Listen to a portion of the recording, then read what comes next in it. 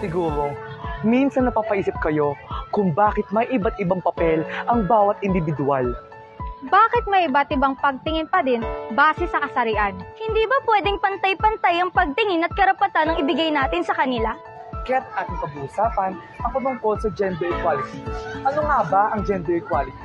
Ang gender equality ay nangangahulugan na ang mga karapatan, responsibilidad at pagkakataon ng mga individual ay hindi nakasalalay sa kung sila ay matanda o bata, babae o lalaki, may kapansanan o wala, maputi o maitim o mula sa rural o urban na mga lugar. Kahit maraming nagsusulong nito, marami pa rin ang isyong panlipunan patungkol sa gender inequality.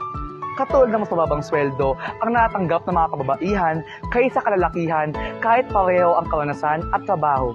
Karapatan na magkaroon ng mental health support ang mga kalalakihan dahil dapat sila ay matibay at hindi umiiyak. Nakakaranas ng bullying ang miyembro ng LGBTQIA+ nang dahil lamang sa kasarian nila sa iba't ibang lugar. At marami pang iba. Upang mas mapalalim natin ang konsepto ng gender equality, tayo ay nakipinayam sa 3 miyembro ng paaralan. Bakit mahalaga ang gender equality sa buong mundo? Mahalaga yung gender equality simply because every human has their own rights regardless of their gender. So dapat yung pagrespeto sa bawat isa hindi talaga nakabase sa gender preference ng isang tao. Ano-ano ang mga stigma na gusto mong baguhin patungkol sa iba't ibang kasarian?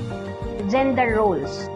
Kapag sa bahay, sino lang yung dapat na naglalaba, nagluluto, naglilinis ng bahay. Yung gender roles ay naka-angkla siya doon sa pangbabae lang.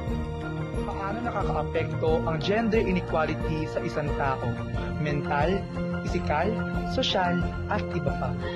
Unang-una, kapag nakakaranas tayo ng diskriminasyon sa kung saan ano ang iyong pagkatao, ay nababawasan ang self-esteem. Nahihiya ng mag-recite, nahihiya ng ipakita kung ano ang sino siya, ang kanyang tunay na kulay.